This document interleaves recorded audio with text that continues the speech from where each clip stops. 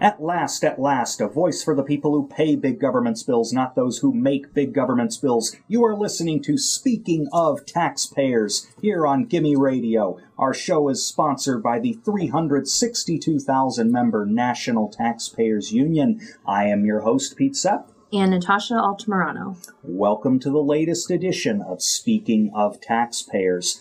And while we're on the subject of speaking, anyone remember these words? From the rock-bound coasts of Maine to the sunny shores of California. Various versions of that phrase have been used by presidential candidates in the past, not most recently because they all seem to be on the internet instead of traveling. Thank goodness, because Air Force One and all the military aircraft that take these people around cost a fortune. Well, I digress. But getting back to the point of why in the world should I cite this phrase, it's because we have our own globetrotter here, Mr. Joshua Culling, who has been to the rock-bound coasts of Maine and the sunny shores of California, as well as Hawaii, not to goof off, but rather to spread the message of taxpayers in America's 50th state. So we're going to take a journey, well, not there, but actually to the middle of the country, the state of Missouri, where there's a lot happening of implications for federal taxpayers, not just state and local ones. So welcome to the show, Mr. Globetrotter Joshua Culling, our state government affairs manager.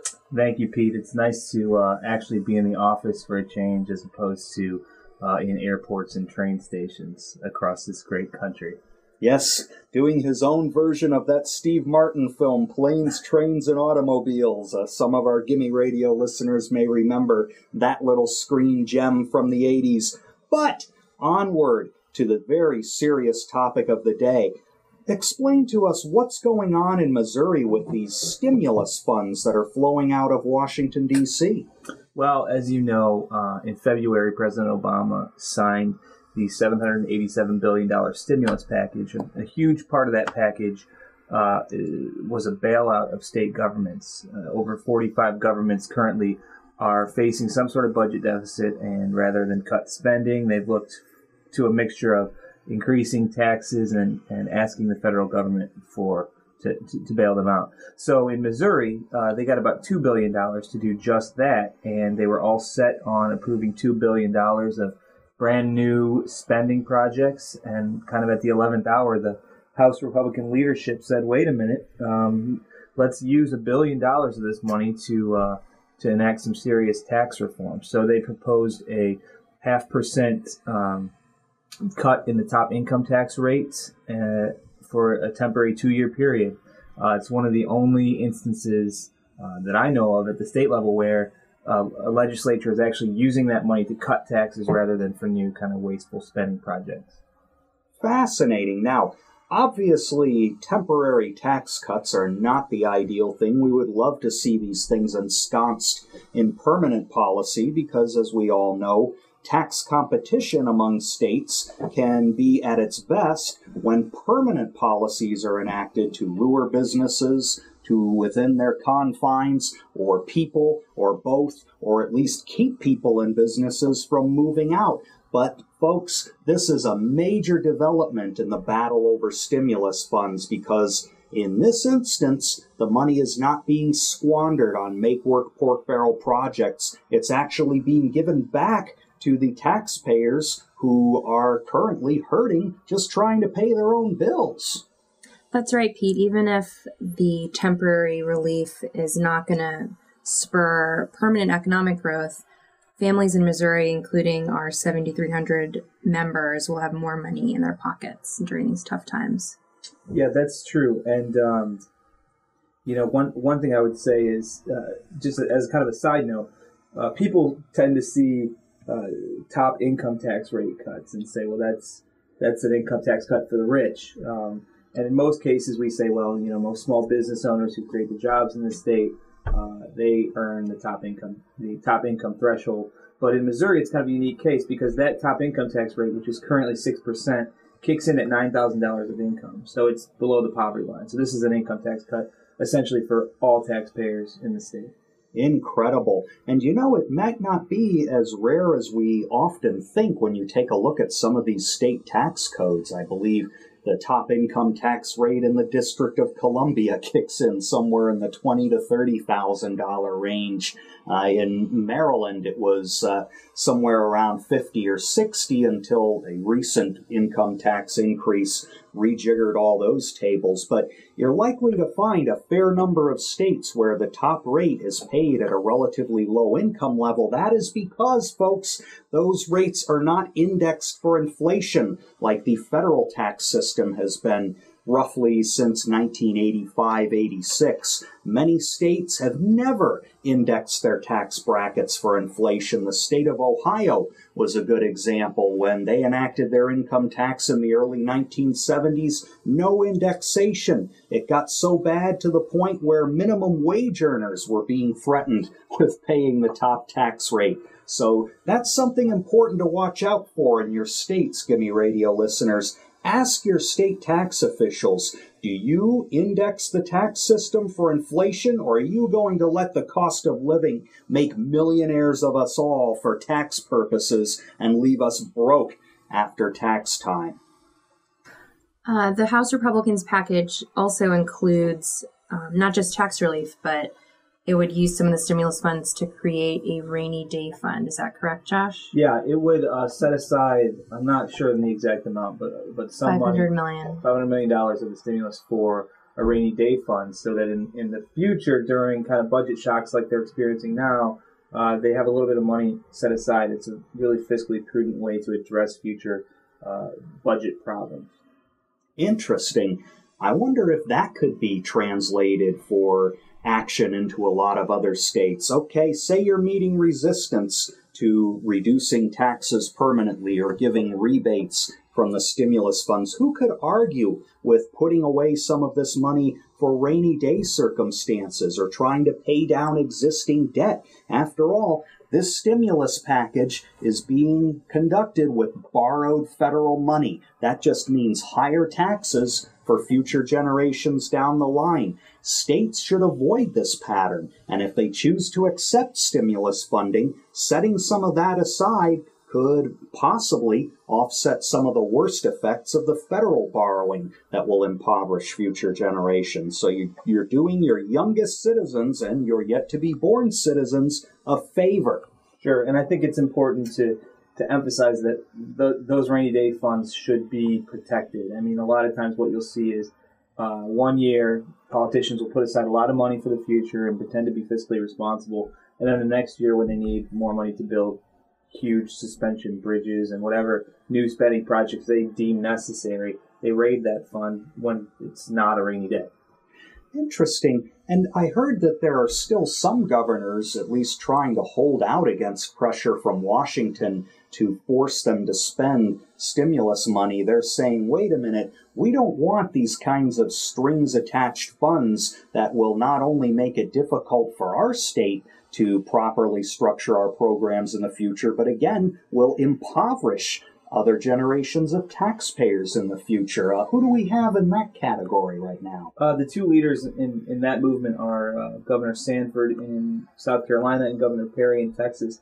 Their argument against stimulus, a part of the stimulus package, has to do with the expansion of unemployment insurance. Basically, in South Carolina, it was about $700 million, and in Texas, it was about $550 million that the governors said thanks, but no thanks. Essentially, well, they had quite a few arguments. The first was that this is a new spending obligation that's paid for with one-time federal funds. Once that infusion of cash runs out, taxpayers in the state are on the hook. They also just had kind of a philosophical problem with the stimulus package. They didn't like the expansion of federal debt that everyone has to pay. So Governors Sanford and Perry have been in kind of a tug-of-war with their legislatures over the right to refuse this portion of the package. Fascinating. And I think it also tells an interesting story of governors who are trying to assert their rights as state policymakers against an overbearing Washington bureaucracy. After all, we saw with the Troubled Asset Relief Program, the $700 billion giveaway to help ailing financial institutions orchestrated by the federal government, they were receiving pressure from Washington to take this money.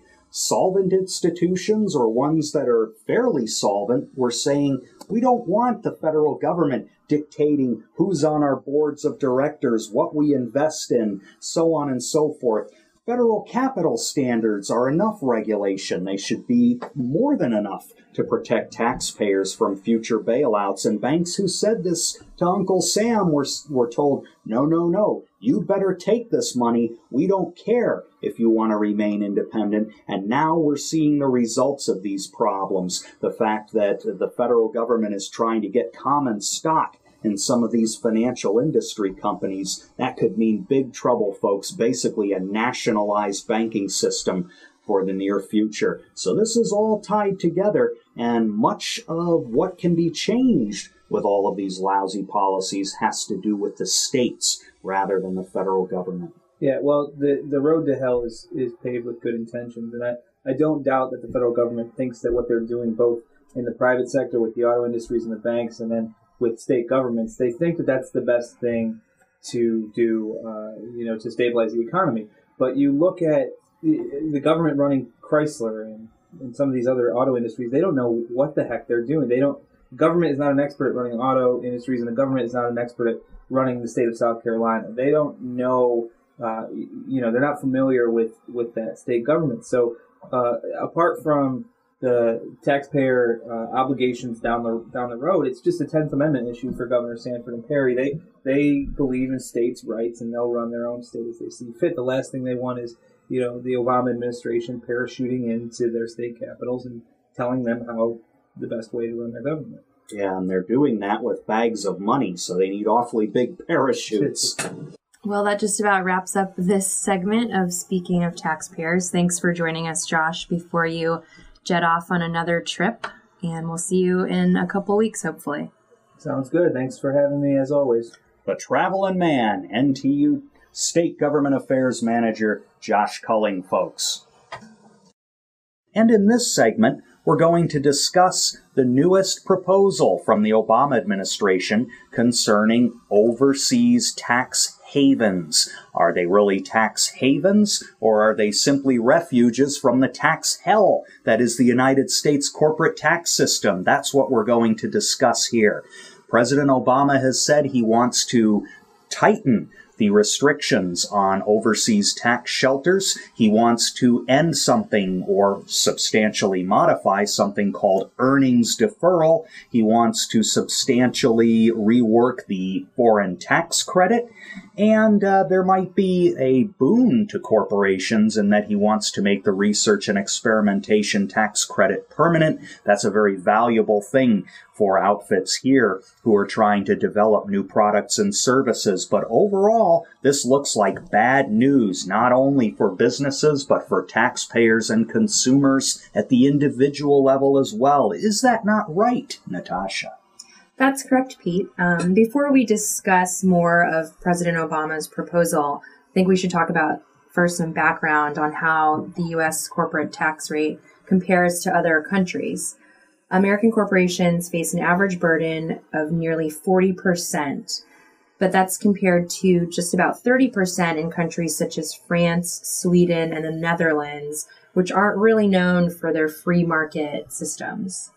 Pretty incredible, yes. And we also have this whole question of how the U.S. government treats business income earned abroad. The United States is actually in a pretty small minority of nations that tax business income earned outside national borders. In other words, most countries have a system of territorial taxation. What you earn within the confines of your home country is subject to tax. What you don't isn't. It's subject to the other country's tax rules. But here, the Internal Revenue Service's tentacles have a worldwide reach. In fact, this concept is called worldwide income, often derided, rarely practiced abroad. Most countries say, Okay, you earn it within our confines, pay taxes on it. If you don't. The United States just refuses to do that. That's a severe handicap to American businesses that are trying to compete on a level playing field in foreign markets.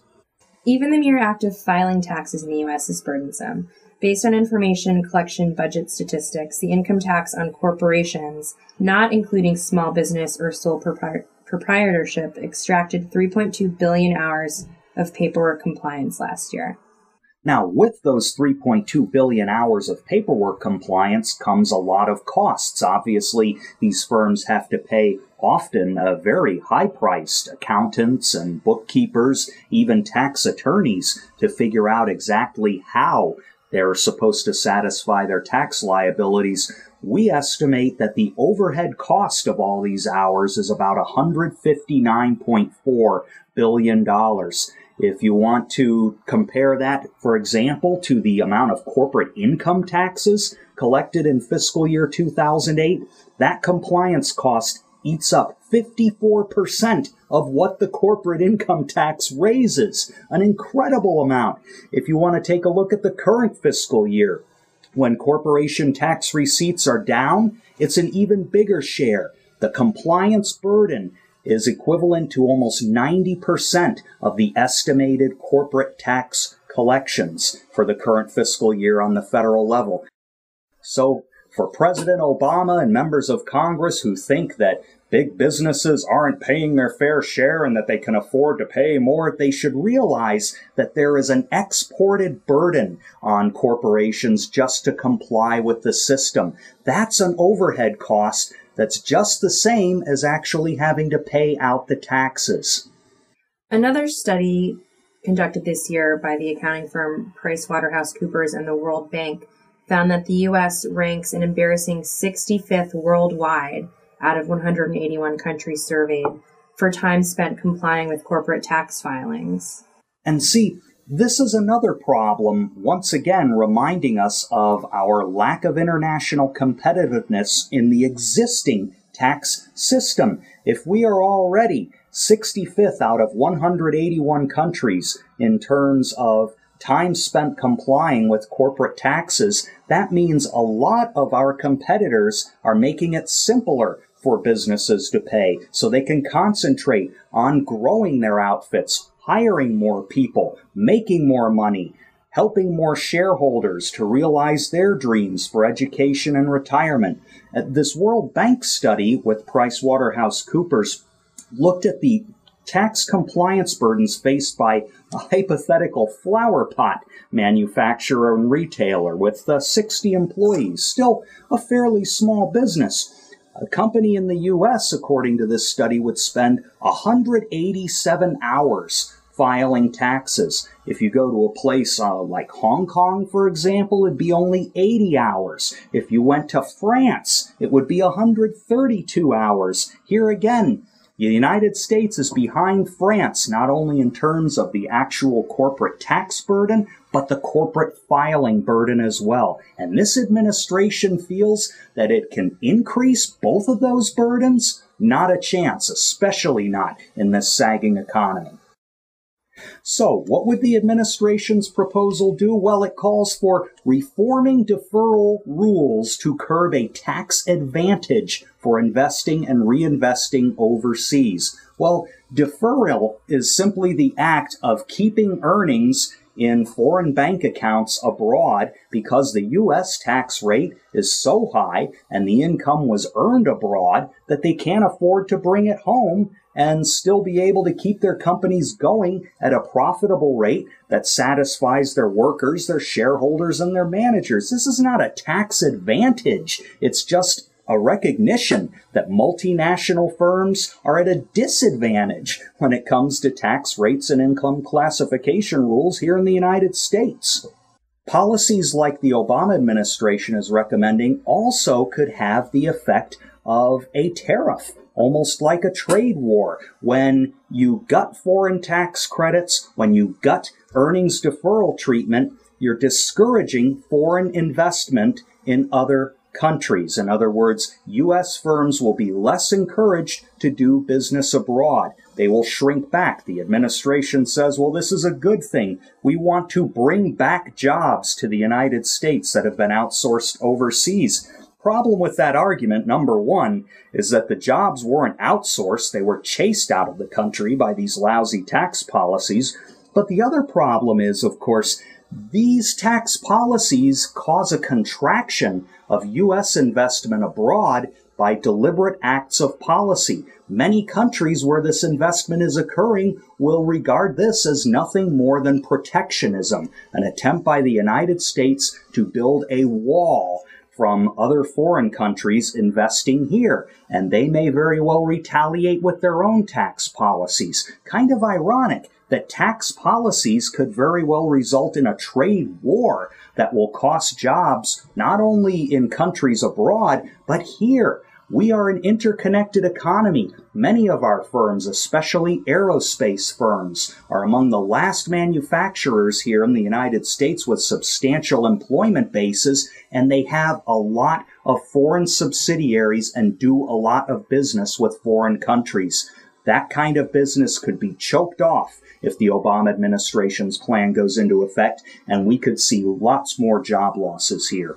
So, in fact, what the administration and Congress should be thinking about is more constructive ways to bring money abroad that's just sitting there because of tax policy home. And how do you do that? You change the tax policy that's chasing away capital and income and profits from the United States. One way to do that, a repatriation window. Now, this was tried before, actually, back in 2004, when Congress enacted a law that said, okay, those of you firms who have money parked in large investments or bank accounts abroad, who are just keeping it there because the tax bite is just too large to bring it back, well, we're going to lower the tax. You're going to pay a rate of, say, 5 or 6 or even 10%. Rather than the 35% you might face if you're paying the regular corporate top income tax rate on the federal level.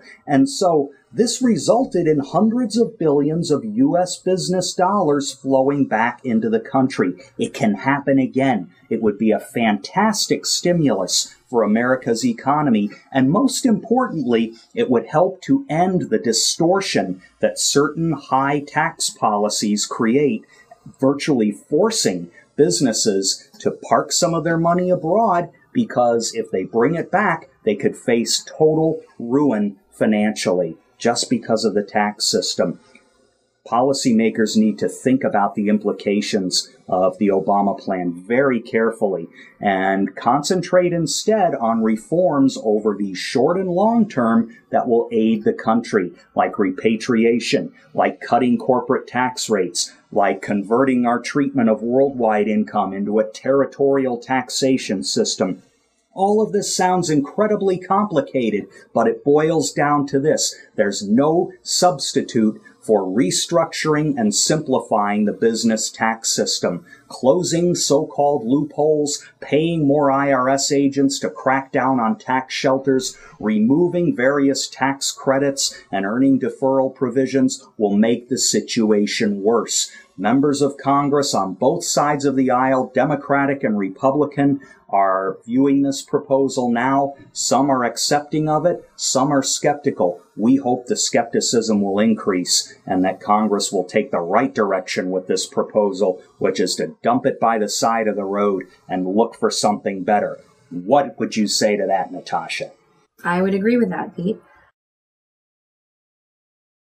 And in this segment of Speaking of Taxpayers, your favorite and mine, Gimme Radio listeners, the outrage of the week. And for this outrage, I want to introduce you to somebody. Meet Frank, Congress's best friend. He's really not a person, he's actually a privilege, the franking privilege, originating from a word of antiquity, which means to put one's signature on something and have it serve as a marker for charges. And the franking privilege in Congress allows lawmakers to send out mail under their signature with taxpayer dollars supposedly for official purposes. I say supposedly because the franking privilege has often been a target for criticism in that it has become nothing but a junk mail mill for members of Congress to send self-promotional literature into their constituents' mailboxes saying, "Look at me! Look what a great job I'm doing for you! Look at me cutting the ribbon on the new senior citizen center. Look at me helping little old ladies get their Social Security checks." Compliment after compliment.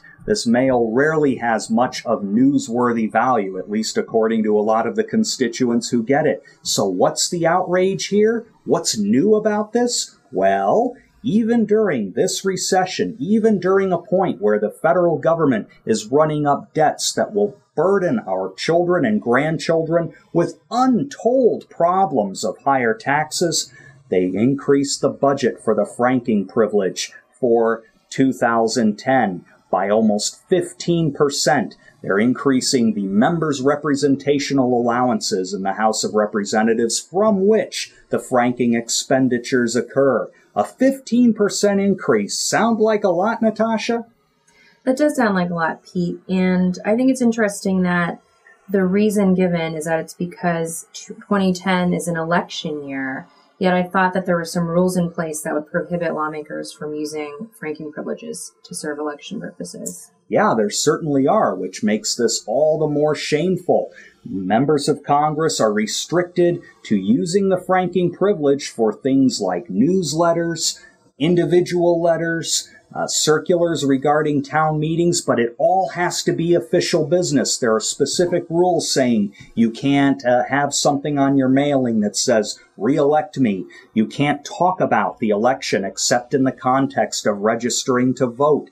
You can't feature your own picture as a lawmaker on your literature more than several times in a publication. And your name actually has to be limited in number of mentions. But even within those rules, lawmakers can get out some pretty self-congratulatory messages that political challengers in an election year have to pay money out of their own pockets just to counter.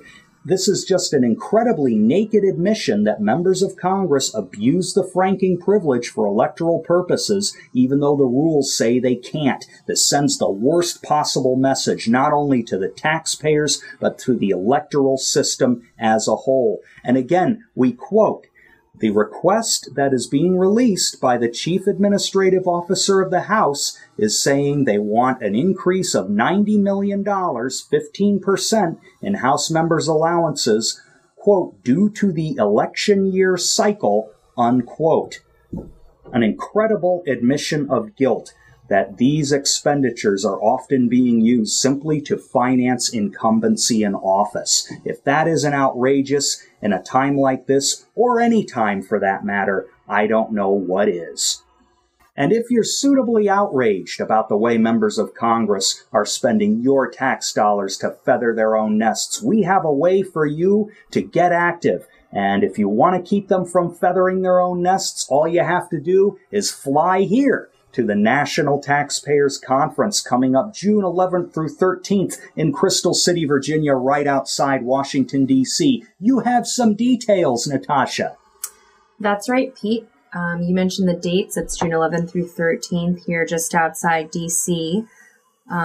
Interested participants can visit our website, ntu.org, to register, get hotel information, and see the latest agenda and list of speakers.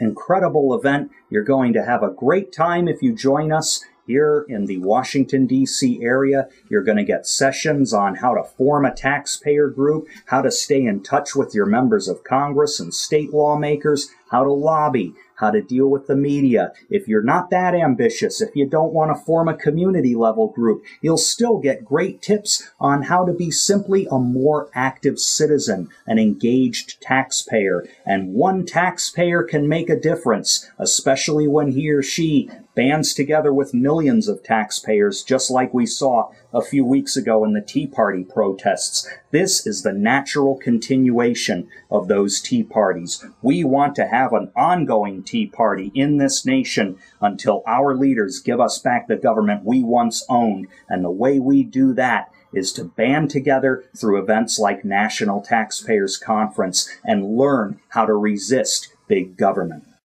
If you'd like more information about National Taxpayers Conference, including registration, a list of speakers, and the ongoing agenda, all you've got to do is visit ntu.org, our initials for National Taxpayers Union, ntu.org.